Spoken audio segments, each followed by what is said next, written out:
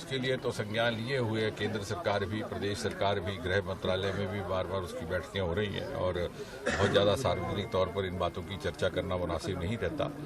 लेकिन पिछले कुछ महीनों से जो फोकस इस तरफ हुआ है आतंकियों का और पाक समर्थक आतंकियों का, उसको लेकर के भी यथाउचित कार्रवाई सेना की ओर से, अर्धसेना बलों की ओर से की जा रही है। उसका बहुत ज़्यादा सार्वजनिक तौर पर जिक्र करना, उल्लेख करना संभव नहीं। तो जैसे हमने पहले भी सूचना साझा किया कि 19 अप्रैल को प्रधानमंत्री जी यहाँ पधारेंगे, उधमपुर में ही उनकी लैंडिंग होगी। उसके उपरांत वो जो दुनिया का सबसे ऊंचा पुल निर्माणित हुआ है रेल का, वहाँ पर जाएंगे, उसका भी मुआयना करेंगे, वहाँ पर भी उसका लोकार्पण होगा और फिर वो कटरा पहुंच करके वंदे भारत, और ये आपके माध्यम से ये भी सूचना चली जाए कि कहीं कहीं ये कहा जा रहा है और ये मांग भी आ रही है कि वंदे भारत श्रीनगर के लिए कटरा से क्यों जा रही है, लेकिन दर हकीकत सच्चाई ये है कि ये जम्मू श्रीनगर वंदे भारत है।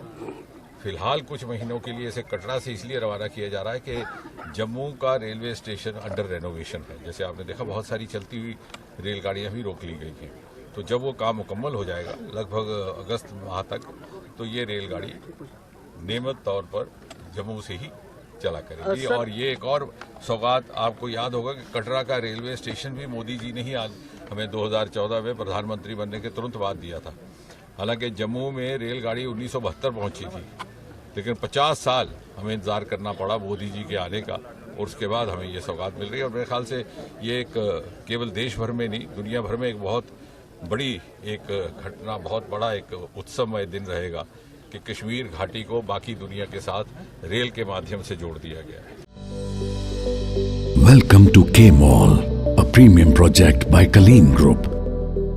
K-Mall is in the heart of Kolkata's electronic, garment and lifestyle hub, Khidirpur.